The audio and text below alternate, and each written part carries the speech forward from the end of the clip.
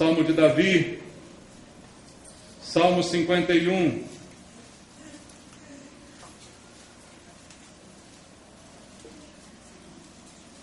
Do versículo 10 ao versículo 13. Salmo 51, do verso 10 ao verso 13.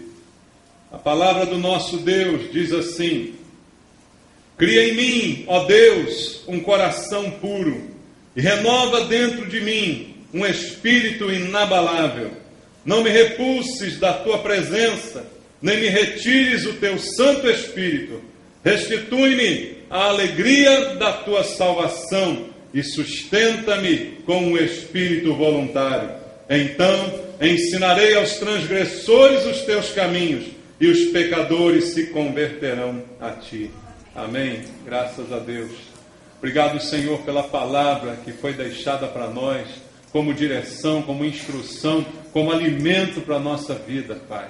Com a tua palavra estamos supridos, ela sustenta cada um de nós. Não é só de pão que nós vivemos, mas sim da palavra que procede da tua boca, que alimenta o nosso espírito e nos sustenta no meio de tribulações e dificuldades que esse mundo nos apresenta. E é por isso que nesta hora oramos ao Senhor, pedindo que somente o Senhor fale ao nosso coração, só a tua voz seja ouvida neste lugar, e através do Espírito Santo vem nos convencer da verdade da tua palavra, Pai. E usa a minha vida como um instrumento nas tuas mãos, dá-me a unção do Espírito Santo para que eu possa ministrar segundo a tua vontade, e a tua palavra toque nos nossos corações. É o que eu te peço junto com os irmãos, em nome de Jesus. Amém. Graças a Deus. Podem sentar, irmãos. Amados, este texto é um texto muito conhecido, é um salmo de Davi. Davi escreveu inúmeros salmos, não foram todos, mas a maioria foram escritos por Davi. E neste salmo especialmente, ele está escrevendo e está rasgando o seu coração, está abrindo o seu coração, porque o contexto do momento em que ele escreve o salmo é um momento em que ele tinha acabado de cometer um pecado que trouxe grande ruína para a sua vida, pecado que trouxe grande dor e sofrimento, e ele, movido por tudo aquilo que aconteceu, abre seu coração e escreve as palavras do Salmo 51. Ele acabara de cair em pecado. O homem, segundo o coração de Deus, como a Bíblia o descreve, pecou, adulterou, foi repreendido por um profeta que o acusou do seu pecado, e tudo isso fez uma diferença na vida de Davi, a ponto dele escrever este salmo rasgando o seu coração. E nesse trecho do salmo que nós lemos, veja só o versículo 12, o que ele fala: Restitui-me a alegria da tua salvação e sustenta-me com um espírito voluntário. Ele clama a Deus por um coração puro, como ele disse no primeiro verso que a gente leu. Cria em mim, Senhor, um coração puro. E ele é um homem segundo o coração de Deus. E ele está pedindo isso a Deus porque ele sabe que o pecado maculou o seu coração. E ele está então se abrindo diante do Senhor. E neste versículo 12 em especial, ele pede a restituição da alegria da salvação. Veja, ele não pede para ser salvo de novo, não. Ele pede a restituição da alegria, porque a alegria ele perdeu, embora não tenha perdido a salvação. Mas a alegria foi perdida, e ele está pedindo a Deus que essa alegria seja restituída. Isso me faz pensar, queridos, que há uma alegria quando nós somos salvos. Você crê nisso? Você andava nas trevas, você vivia uma vida completamente longe de Deus, centrada nos seus interesses, e Deus salvou você, perdoou os seus pecados, te deu alegria nesse momento, né? Começa com um momento de choro, porque a gente se confronta com o quão pecador nós éramos, e diante de um Deus tão bom e maravilhoso, isso traz um constrangimento. Mas imediatamente depois vem a alegria da salvação pela liberdade, pela alegria de ter agora liberdade diante do Senhor. Não há mais o jugo do pecado sobre a nossa vida. E isto é um efeito da salvação. Então, eu acredito que deve existir uma alegria verdadeira e genuína em todo aquele que é cristão. Nem sempre a gente vê isso, né? Às vezes chega na igreja alguns que se dizem crentes, mas com a cara amarrada, que você fica até com medo da pessoa, né?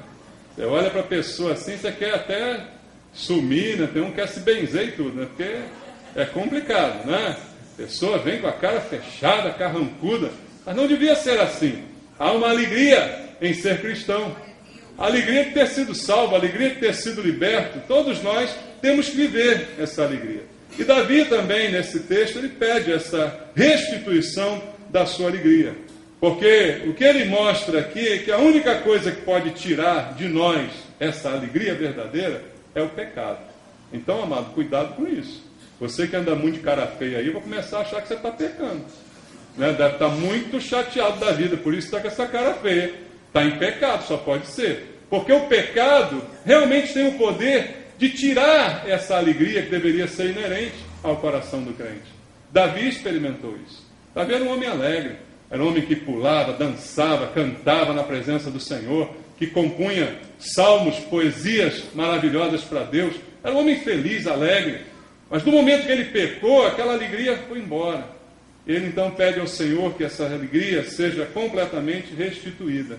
Então, o primeiro cuidado que nós temos que ter é quanto a isso, queridos. Veja comigo Isaías capítulo 59, versículo 2. Olha o risco que nós corremos. Isaías 59, verso 2, diz assim: mas as vossas iniquidades fazem separação entre vós e o vosso Deus, e os vossos pecados encobrem o seu rosto de vós, para que vos não ouça. Veja, os pecados nos separam de Deus, tapam os ouvidos de Deus para as nossas orações e automaticamente virá uma tristeza sobre a nossa vida. O pecado no início pode até produzir uma alegria, porque na hora que Davi estava adulterando, eu duvido que ele estivesse triste naquela hora. Estava até dando uns brados de vitória lá. Não, não. Na hora está tudo maravilhoso, mas depois é que vem o peso, depois é que vem a tristeza, depois é que vem aquela falta de ânimo, de alegria no seu coração. Então, o pecado é algo com o qual nós temos que lidar sempre, porque a alegria da salvação precisa ser preservada e vivida por cada um de nós. Mas o pecado, ele é uma ameaça a essa alegria. Então, queridos, vamos olhar para a vida de Davi essa manhã e vamos ver o que levou Davi a perder a alegria que ele tanto tinha, da salvação, da presença e da comunhão com Deus. O texto bíblico vai narrar a história com bastante crueza de detalhes, mostrando nos mínimos detalhes, todas as artimanhas de Davi. Tudo aquilo que ele fez cruelmente. Ele pecou, ele premeditou, ele fez. E esse foi um processo que aniquilou a alegria do seu coração. E por que é importante nós sabermos disso? Porque pode ser que existam alguns aqui essa manhã que não estão desfrutando dessa alegria que deveriam desfrutar. Alegria e paz pertencem a nós, amém, irmãos? Porque o reino dos céus é alegria e paz no Espírito Santo. Então isso pertence a nós. Jesus disse: deixe-vos a paz. Ele deixou para nós. O que tira a paz é o pecado, queridos. O que tira a alegria é o pecado. E muitas vezes estamos aí cabisbaixos por causa do pecado. Então é bom olhar para a Bíblia e aprender alguma coisa. Vamos olhar o texto em 2 Samuel, capítulo 11. Segundo livro do profeta Samuel, capítulo 11. Conta a história do pecado de Davi. Vamos ler um pouquinho até o verso 17. Diz assim, 2 Samuel 11. Decorrido um ano, no tempo em que os reis costumam sair para a guerra, enviou Davi a Joabe e seus servos com ele, e a todo Israel, que destruíram os filhos de Amon e sitiaram Rabá, porém Davi ficou em Jerusalém. Uma tarde levantou-se Davi do seu leito e andava passeando no terraço da casa real. Daí viu uma mulher que estava tomando banho. Era ela muito formosa. Davi mandou perguntar quem era. Disseram-lhe: Betseba. filha de Eliã e mulher de Urias, o heteu. Então enviou Davi mensageiros que a trouxessem. Ela veio e ele se deitou com ela. Tendo-se ela purificado da sua imundícia, voltou para a sua casa. A mulher concebeu e mandou dizer a Davi: estou grávida. Então enviou Davi mensageiros a Joabe, dizendo: manda-me Urias, o heteu. Joabe enviou Urias a Davi. Vindo, pois, Urias a Davi, perguntou este como passava Joabe, como se achava o povo e como ia a guerra. Depois disse Davi a Urias: desce à tua casa, lava os pés. Saindo Urias da casa real, logo se lhe seguiu um presente do rei. Porém, Urias se deitou à porta da casa real, como todos os servos do seu senhor, e não desceu para a sua casa. Fizeram-no saber a Davi, dizendo: Urias não desceu à sua casa. Então, disse Davi a Urias: não vens tu de uma jornada? Por que não desceste à tua casa? Respondeu Urias a Davi: a arca, Israel e Judá ficam em tendas. Joabe, meu senhor, e os servos do meu senhor estão acampados ao ar livre. E hei de eu entrar na minha casa para comer e beber e para me deitar com minha mulher? Tão certo como tu vives, como vive a tua alma, não farei tal coisa. Então disse Davi a Urias: demora-te aqui ainda hoje, e amanhã te despedirei. Urias, pois, ficou em Jerusalém aquele dia e o seguinte. Davi o convidou e comeu e bebeu diante dele e o embebedou. À tarde saiu Urias a deitar-se na sua cama com os servos de seu senhor, porém não desceu à sua casa. Pela manhã, Davi escreveu uma carta a Joabe e lhe mandou por mão de Urias. Escreveu na carta dizendo: põe de Urias na frente da maior força da peleja, deixai-o sozinho para que seja ferido e morra. Tendo, pois, Joabe sitiado a cidade, pôs a Urias no lugar onde sabia que estavam homens valentes. Saindo os homens da cidade e pelejando com Joabe, caíram alguns do povo, dos servos de Davi, e morreu também Urias, o heteu. Amados, a Bíblia dá detalhes aqui precisos de como foi tramado o pecado de Davi. E a isso também me leva a pensar que pecado não é uma coisa que a gente comete assim tão distraidamente como possam pensar alguns. O pecado começa a ser concebido no coração. Entra pelos olhos, entra pelos ouvidos e começa ali a ser gerado. Ele não nasce assim de uma hora para outra. Ele vem de um processo de geração, irmãos, de frouxidão que nós vamos apresentando diante de Deus e dos conceitos de Deus, até que finalmente ele seja cometido. Com Davi, as mesmas coisas aconteceram. Vários pecados foram cometidos. Quando falamos de Davi, a gente imagina só o adultério e a trama do assassinato de Urias. Não é isso? É o que vem logo à cabeça. Ele adulterou e tramou matar o marido da mulher com quem ele adulterou. Mas não foi só isso. Davi cometeu vários outros pecados, que vão numa crescente se somando. Como diz a Bíblia, um abismo chama outro abismo. E a pessoa vai indo de mal a pior. Assim inicia o processo na vida daquele que começa a afrouxar a sua vida, até que o pecado prontamente se manifeste e tire a alegria da sua salvação. Davi não cometeu apenas esses dois pecados, foram vários, e eu quero ler contigo. O primeiro, voltando lá ao texto, em 2 Samuel, capítulo número 11, o primeiro versículo diz assim: decorrido um ano, no tempo em que os reis costumavam fazer o quê?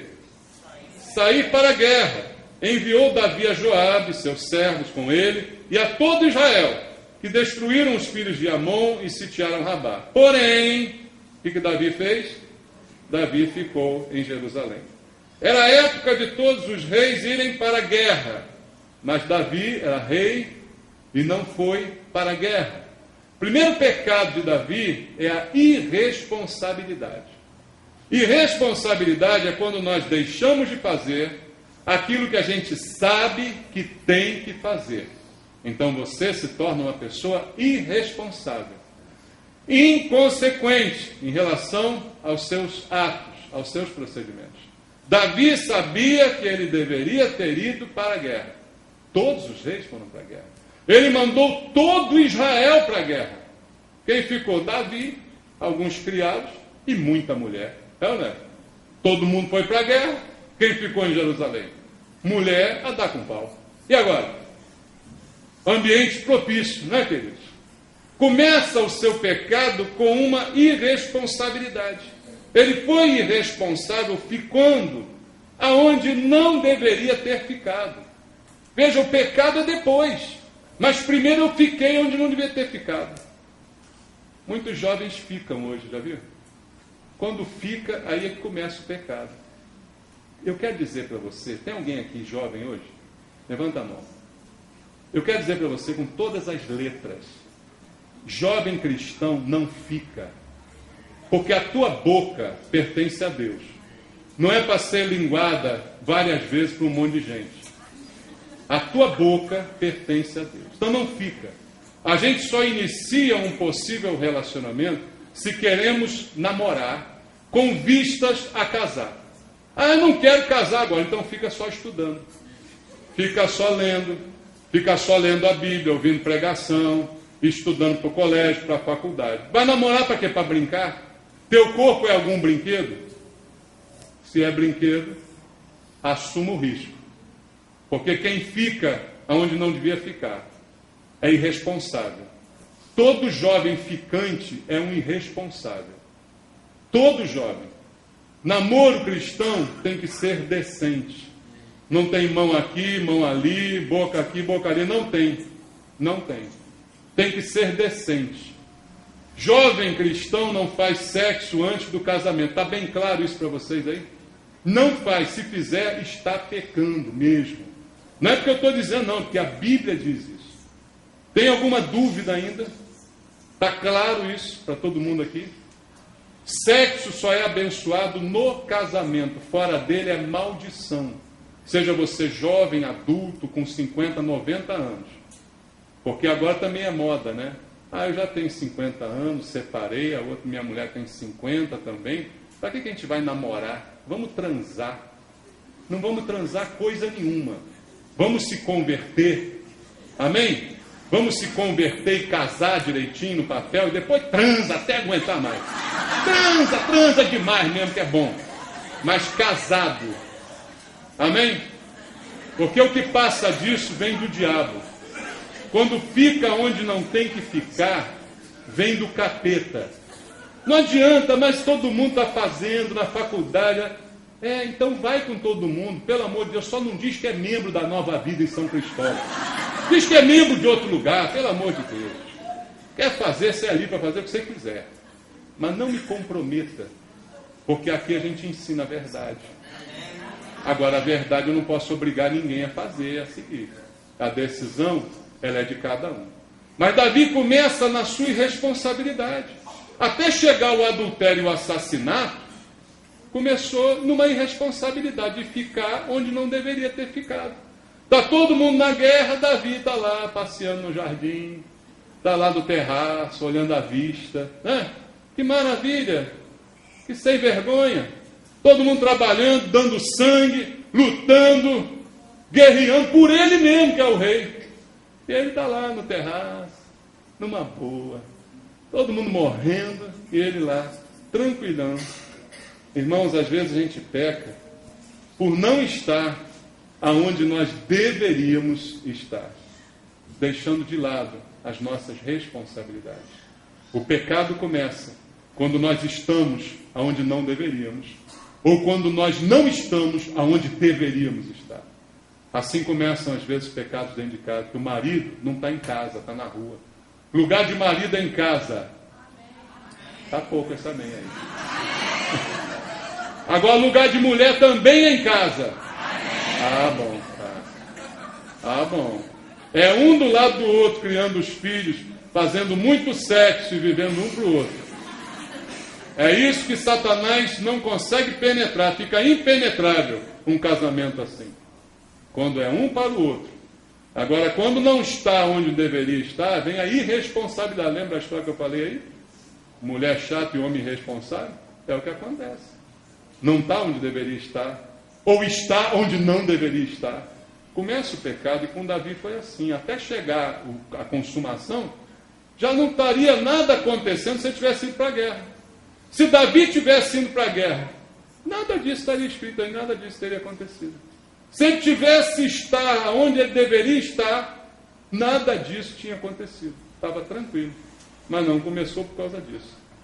Versículo 2, primeira parte do versículo 2, assim: uma tarde, levantou-se Davi do seu leito e andava passeando no terraço da casa real. Você notou alguma coisa estranha aqui? O safado vagabundo se levantava de tarde. Levanta de tarde do seu leito. Deus ajuda quem cedo madruga. Isso é verdade, é um ditado popular, mas é verdade. O camarada me levanta de tarde. Cabeça vazia, oficina do diabo, não é? Levanta de tarde e vai espiar o terraço. Que hora que ele devia ter levantado? Ele devia ter levantado cedinho. Já que não foi para a guerra, pelo menos tinha que estar lá de joelho no chão orando pelo seu exército. É, né? O exército está lá batendo, morrendo, gente sangrando, e ele está lá dormindo até depois de meio-dia, de tarde. Meu amado, quem dorme até depois de meio-dia, eu não vou nem dar o nome para isso, dá você aí, pensa você no nome para isso aí. Eu não vou nem falar para não me arriscar. Depois de meio-dia o cara está dormindo. Aí levanta e vai. Qual o pecado? Indolência.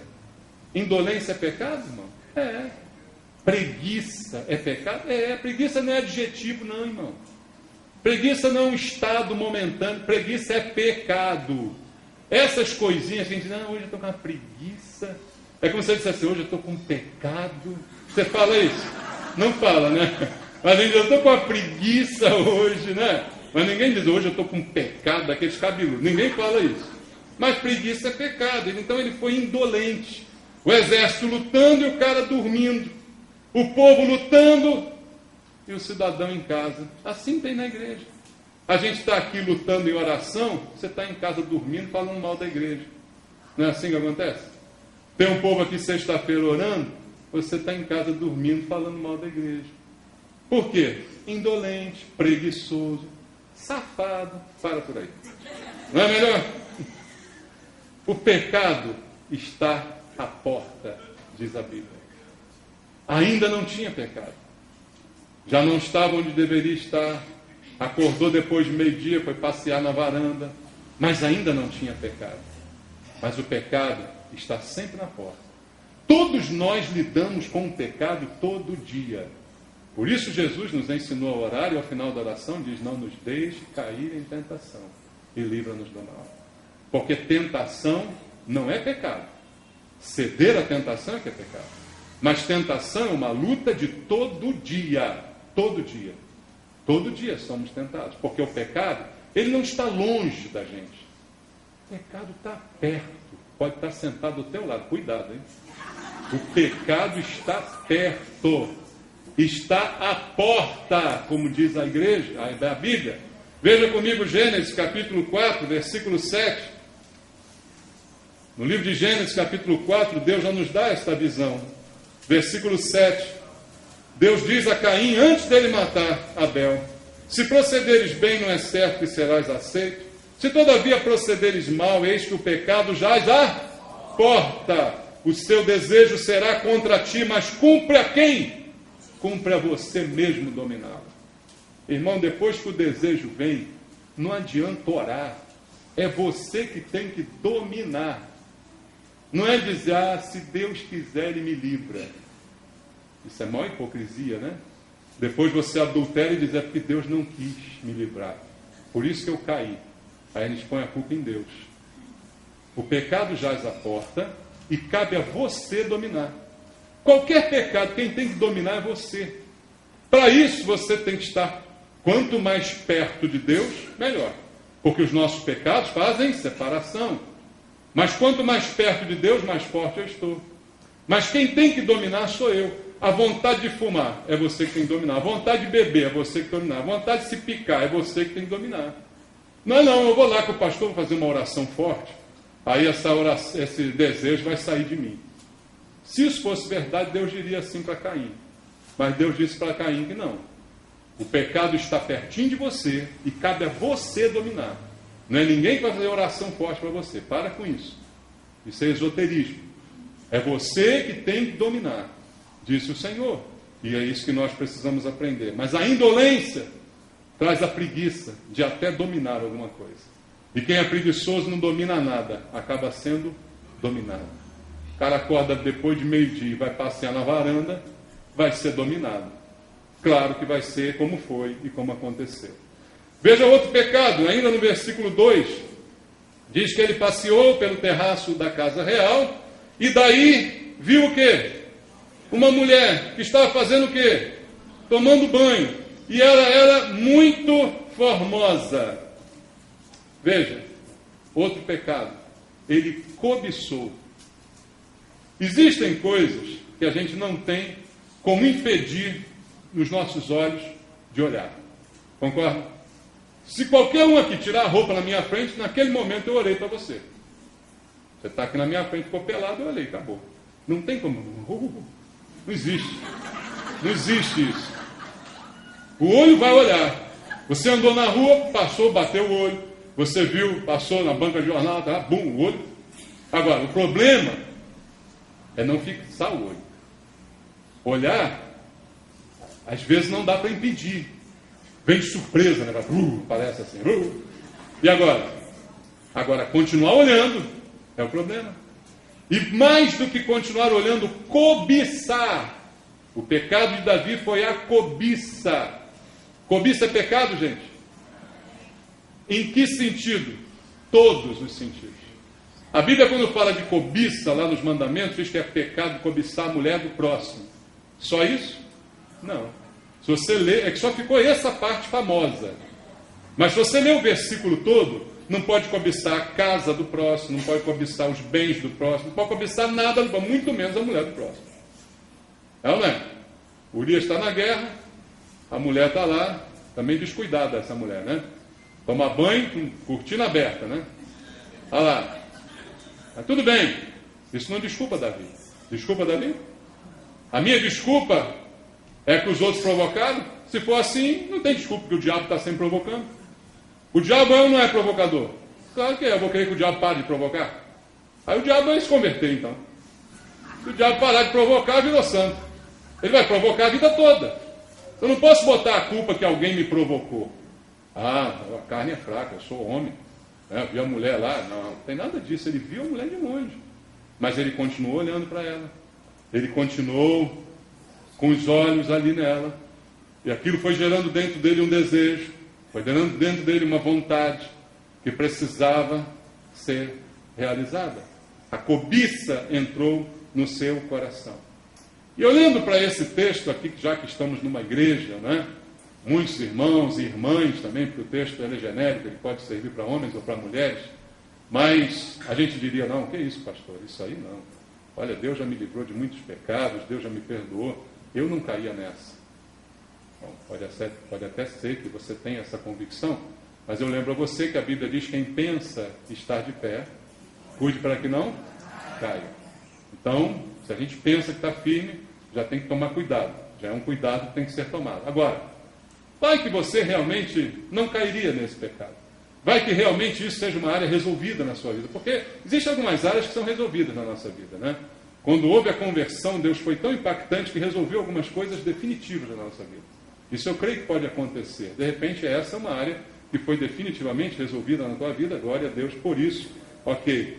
Mas talvez você seja forte nessa área sexual, mas há outras áreas em que você não é forte. E a cobiça é a mesma. Cobiça sexual talvez você não sofra, mas sofre cobiça do dinheiro dos outros, né? Sofre cobiça da posição dos outros, da fama que os outros estão ganhando e você não está. Não é verdade? Isso pode acontecer. Então cobiça é um problema genérico de nós. No caso de Davi o problema foi sexual, mas no caso de muita gente aqui pode não ser problema sexual. Mas da mesma forma é pecado. Desejar a posição do outro, desejar que o outro saia para você ficar com o lugar dele, isso é pecado. Desejar os bens que o outro tem, cobiçar é pecado, tudo isso é pecado. Desejar a vida de outro é pecado. Então não adianta ser forte só nessa área, tem que ser forte em todas elas. E outro pecado de Davi, versículo 3, vamos ler? Davi mandou fazer o quê? Perguntar quem era. Quem é aquela mulher pelada ali? Quem é aquela mulher? Disseram, é Batseba, filha de Eliã, e deram a ficha completa. Disseram o seguinte, ela é casada e seu marido é Urias, o Heteu. Você sabe muito bem quem ele é. Deram o nome e sobrenome de Urias. Deram a ficha direitinho. Mas o pecado de Davi aqui foi a curiosidade. Ele viu a mulher. Até agora, está no pecado da indolência, está no pecado dessa preguiça, né? Está no pecado de cobiçar, mas ainda não está adulterando. Mas aí vem a curiosidade. A curiosidade dizem que matou o gato, né? Curiosidade é um problema, irmão. Ele vai querer saber quem é essa mulher, quem é essa criatura maravilhosa que eu vi tomando banho pelada. Eu quero saber quem é essa pessoa. Não é a curiosidade que leva muita gente ao pecado? Fala comigo. Não são muitos os que experimentaram drogas uma vez por curiosidade. Porque entraram na faculdade, todo mundo na turma usa aquela droga. Aí dizer, que isso, cara, você não vai usar não? Ih, tu é careta aí. Sai fora, que negócio é esse? Experimenta aqui, você não é forte. Se você é forte, você pode experimentar que não vai ficar dominado por isso. Não é assim que funciona? E o cara, não, deixa eu ver como é que é isso mesmo. Porque né, todo mundo fala isso, mas eu quero ver, eu mesmo quero ter minha experiência. E não é assim que muita gente faz. Curiosidade. Curiosidade que leva ao pecado.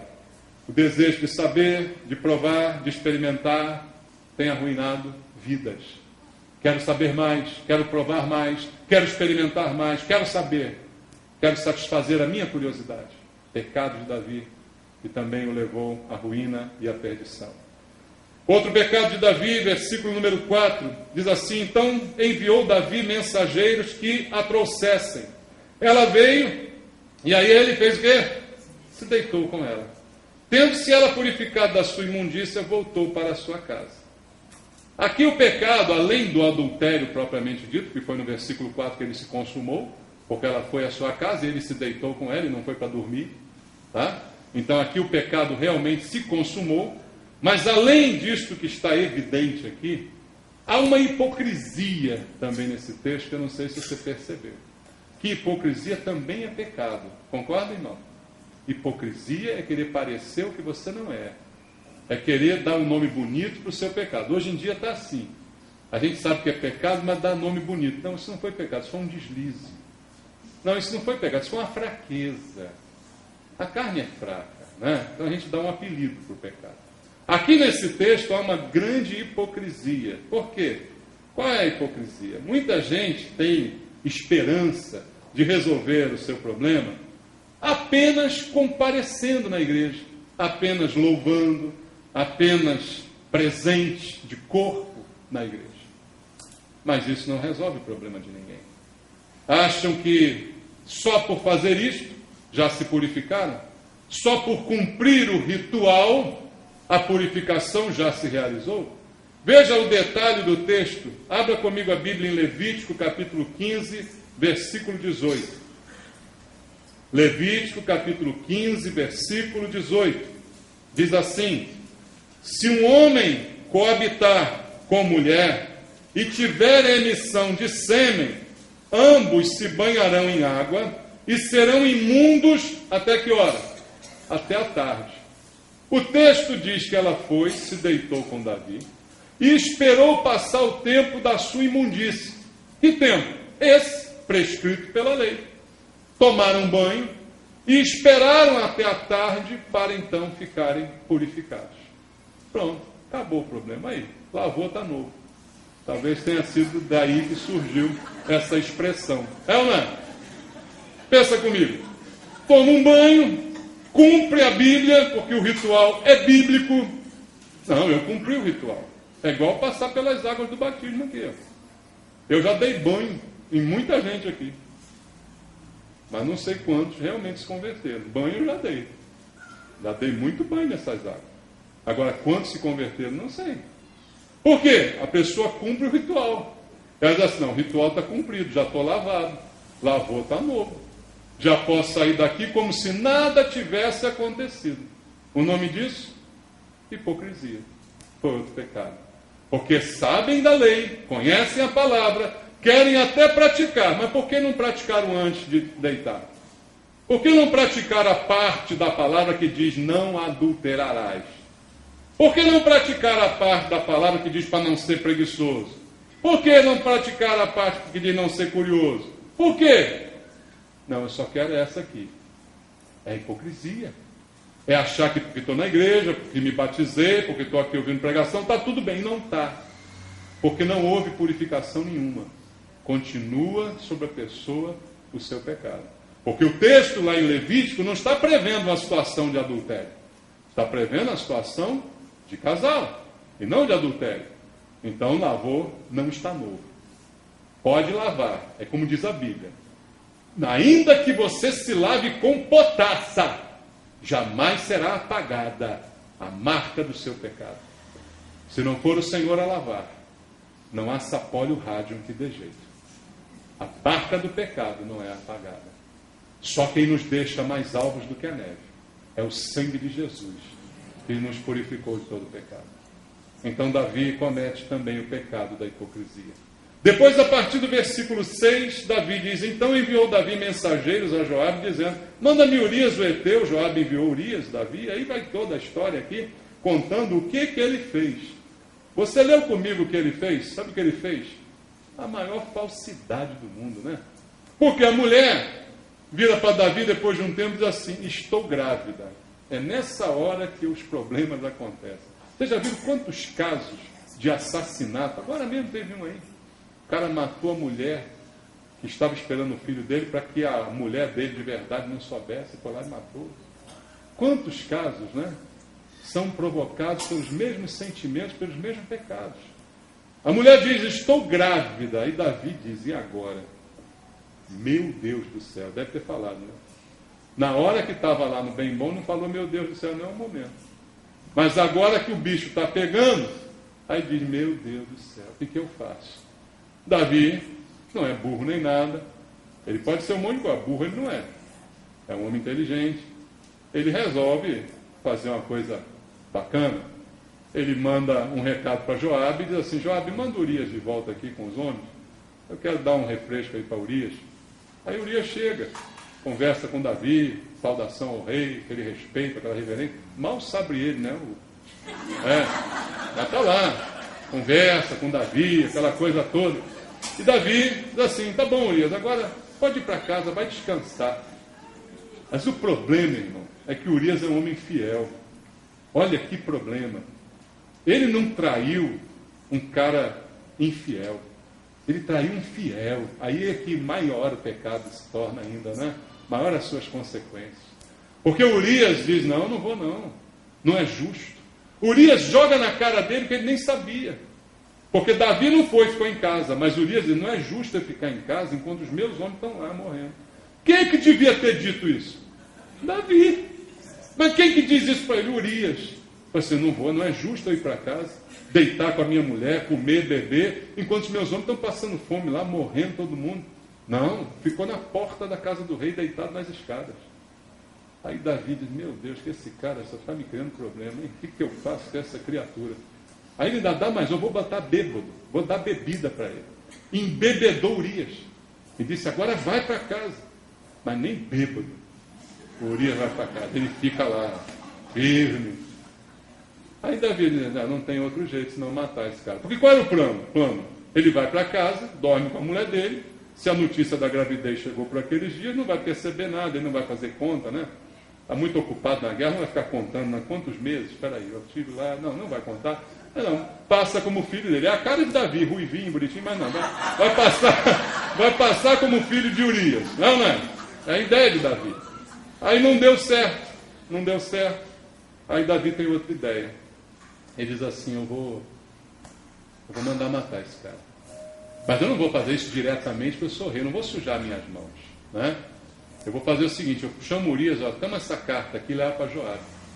Urias é um cara bacana, porque é fiel, não abre a carta. Parece muita gente quer abrir a carta. Deixa eu ver o que está escrito aqui. Acabava o problema, né? Mas não, o cara é fiel. A carta do rei, selada pelo rei. Vou abrir isso aqui? Não, tá doido. Né? Leva a carta para Joabe. Na carta diz assim: coloque Urias para morrer. Bote Urias lá na frente de batalha, que eu quero que ele morra. Já que ele não quis ir para casa, eu quero que ele desapareça, porque a melhor maneira de me livrar dos meus problemas é matar todo mundo que eu quiser matar. É assim que as pessoas fazem muitas vezes, não é, irmãos? Matam para resolver os seus problemas. E Davi, com toda a falsidade do mundo, foi o pecado dele, agiu assim, tratando bem Urias, recebendo, abraçou Urias, né? Vem cá, Urias, você é um cara legal, vai para sua casa.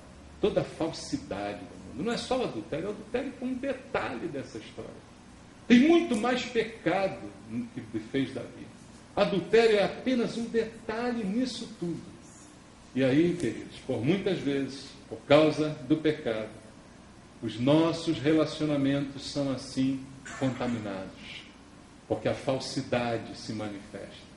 Muitas vezes temos relacionamentos de falsidade com as pessoas por causa do nosso pecado. Não queremos que ninguém saiba do nosso pecado. Aí inventamos algum pecado de outro, fazemos uma fofoca de outro, né? Ou agimos falsamente uns com os outros, muitas vezes escondendo um pecado que é nosso. Davi foi capaz de fazer isso, apesar da Bíblia dizer, ele era o homem segundo o coração de Deus. Amado, se Davi fez isso, qual de nós aqui poderia dizer, não, eu sou incapaz? Quem está de pé, cuide. Quem pensa estar de pé, cuide para que não caia. E o último pecado, versículo 15, diz assim: escreveu na carta dizendo, põe Urias na frente da maior força de peleja, deixando-o sozinho para que seja ferido e morra. Foi a traição agora. Ele traiu Urias quando possuiu a mulher dele e traiu a confiança de Urias quando ele mesmo, manda ele mesmo levar a sua sentença de morte nas suas mãos. É vil, é covarde, queridos. O que foi feito é uma traição vil e covarde. E muitas vezes, com as nossas atitudes, a gente abandona aqueles que são leais a nós. E o pior é que a gente abandona Deus, que sempre é fiel a nós. O nosso pecado faz com que a gente seja infiel, em primeiro lugar, para com Deus. Antes de Davi pecar com Batsaba, antes dele pecar com Urias, ele pecou, foi contra Deus. Traiu, pecou, errou. E por isso ele perdeu a alegria da sua salvação. Como eu disse aqui, o pecado se consuma aos poucos. É um grande rio que começa pequeno, a nascente é sempre pequena, e vai aumentando, aumentando, aumentando, até ser aquele rio caudaloso. Como diz a Bíblia, um abismo chama outro abismo. Se alguém aqui que não está hoje com alegria de ser crente, de servir a Deus, talvez isso seja consequência do afastamento de Deus. Volte para perto de Deus. Volte a ter a alegria da tua salvação, na presença do Senhor. Volte para junto de Deus, tire os pecados que estão hoje impedindo a tua aproximação do Senhor.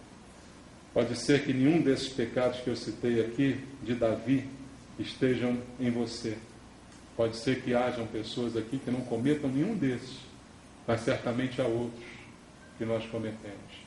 Certamente há outros que estão sempre rondando o nosso coração, como ódio, como rancor, como desejo de vingança, como desejo de pagar na mesma moeda, como a falta de perdão. São pecados da mesma forma que nos separam de Deus, tanto quanto Davi ficou separado de Deus por causa destas coisas vis que ele cometeu. Então, se isso está acontecendo, Deus está dizendo para nós, vamos hoje consertar a nossa vida. Porque Davi, apesar disso tudo, não deixou de ser rei em Israel, não deixou de comandar o culto a Deus, ou seja, eu posso dizer, ele continuava na igreja. Como é possível que tenha gente aqui fazendo isso ou pior e que continue na igreja? Como se nada estivesse acontecendo. Talvez não esteja afastado da igreja. Eu posso estar na igreja, mas estar afastado de Deus. Talvez eu não esteja afastado da casa de Deus, mas estou afastado do dono da casa. Então a mesma coisa se repete. E nada disso trará de volta a alegria da salvação. Talvez a pessoa tenha trabalho na igreja, cargos na igreja, ministério na igreja, mas não tem a alegria da salvação. O que faz é forçado, o que faz é achando que está fazendo grande coisa, o que faz é na forma de sacrifícios, porque na verdade não tem mais a alegria da salvação. Eu quero convidar você a fazer como Davi essa manhã. Abra comigo o Salmo número 32, no versículo número 3. Salmo 32, verso número 3. Davi também nos dá um recado importante.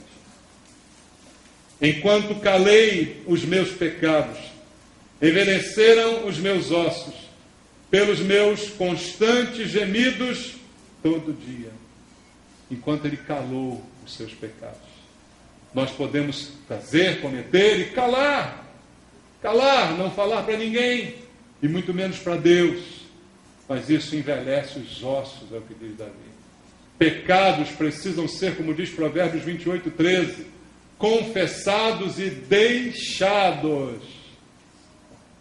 Provérbios 28, 13 fala disso.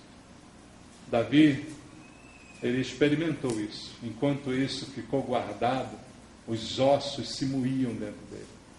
Até que chegou Natã, o profeta, e disse na cara dele, contou uma história e disse: o que merece o homem que fez tal coisa? Davi disse: merece morrer. Ele vira para Davi e diz: esse homem é você. O que esse homem da história fez é o que você fez nessa situação. E ali, nesse momento, Davi, confrontado pela palavra de Deus. Irmãos, por isso eu creio, a gente precisa de confronto. Eu sei que muitos irmãos chegam aqui querendo ouvir uma palavra de carinho, querendo ouvir uma palavra que o eleve, né, que deixe você meio zen. Mas isso não vai curar você. Isso não vai resolver a sua vida. Isso não vai resolver o seu problema. O que resolve é confronto. Se Davi tivesse tido Natã uma palavra, não, Davi, Deus sabe, né? Você é um homem segundo o coração de Deus. Você está arrependido? Então está tudo bem, Davi. Não, vai lá, tal. Não. Davi não disse isso. Natã não disse isso. A gente precisa de confronto. Porque o que faz mudar é confronto. Querido, ou vai ou racha. Não tem jeito. Porque se não for assim, não entra no céu. Então que a palavra nos confronte mesmo. Para que haja uma mudança e para que haja uma transformação. Volta comigo no Salmo 51 e vamos ler o que disse Davi. Para que, se isto for o seu caso, você essa manhã faça a oração que fez Davi, a partir do versículo 10. Davi disse: cria em mim, ó Deus, um coração puro. Por quê? Porque o meu coração não é mais puro. Meu coração está contaminado. Ele diz: renova dentro de mim um espírito inabalável, porque hoje meu espírito está abatido. Não me repulse da tua presença, nem me rejeites o teu Santo Espírito, porque eu já não sinto mais a presença do Senhor na minha vida. Ele diz: restitui-me a alegria da tua salvação e sustenta-me com o espírito voluntário, porque eu perdi a alegria da salvação. E se isso acontecer, então sim, eu vou poder ensinar aos transgressores os seus caminhos, e os pecadores se converterão a ti. Davi diz: como é que eu vou pregar para alguém se na minha vida essas coisas não foram tratadas, não foram consertadas por Deus? Aí sim, se o Senhor me der um novo coração, se o Senhor tirar esse pecado que está pesando sobre mim, se o Senhor remover isso da minha vida, aí sim eu vou poder ensinar aos transgressores e eles se converterão a ti. É o que está faltando, querido. Se é isso o teu problema, vamos orar ao Senhor essa manhã. Vamos orar ao nosso Deus. Vamos pedir ao Senhor que algo de Deus aconteça na sua vida. Se é você que precisa dessa oração, peça a Deus agora, peça a Deus nesse momento, que Ele te dê um coração novo, um espírito inabalável, que todos os pecados sejam apagados e lançados no esquecimento, como diz a Bíblia. Que o Senhor te lave, não adianta você se lavar, é Deus que tem que te lavar. Que o Senhor te lave essa manhã com o sangue de Cristo, poderoso para perdoar, para restaurar completamente a sua vida. Que o Senhor toque nos corações essa manhã e que Ele crie em nós um coração puro, que Ele renove dentro de nós um espírito inabalável, que Ele não nos retire o seu espírito e que Ele nos restitua a alegria da salvação. Que Deus restitua a você a alegria que você perdeu por causa do pecado, ou que tem perdido por causa de um pecado que tem sido constante na tua vida. Que o Senhor essa manhã tire o pecado e te dê alegria. Mas isso só vai acontecer se você se dispuser, se você se render ao Senhor e dizer como Davi: Senhor, eu preciso de Ti. Enquanto eu calei, meus ossos se esmigalharam, mas eu preciso confiar e confessar. Fale com Deus agora. Vamos louvar ao Senhor. Que Deus abençoe você. Em nome de Jesus.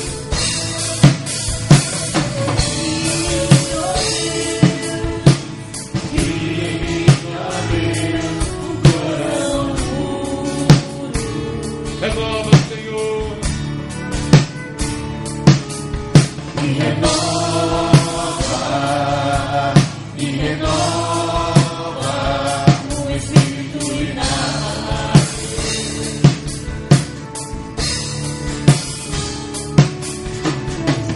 Não retire de nós o teu Espírito.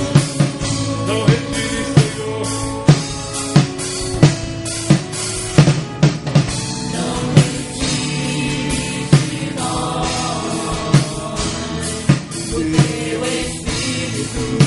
Quero aprender.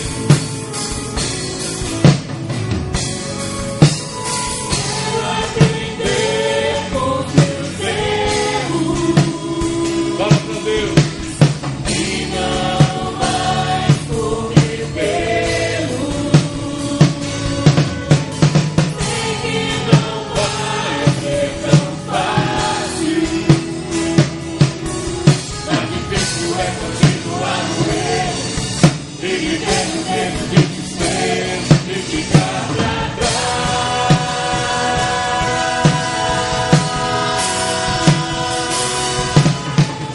Eu quero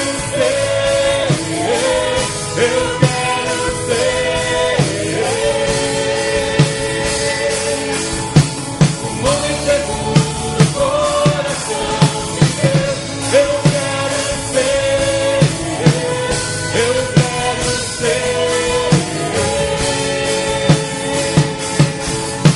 um homem segundo o coração de Deus. Quero aprender. Quero aprender com meus erros e não mais cometê-los. Sei que não vai ser tão fácil, mas difícil é continuar no erro e viver no mesmo desespero e ficar pra trás.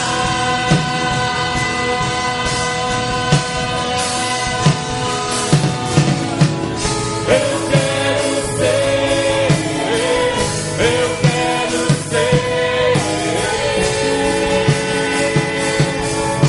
um homem segundo o coração de Deus.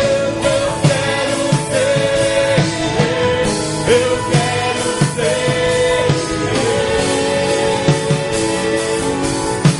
um homem segundo o coração de Deus.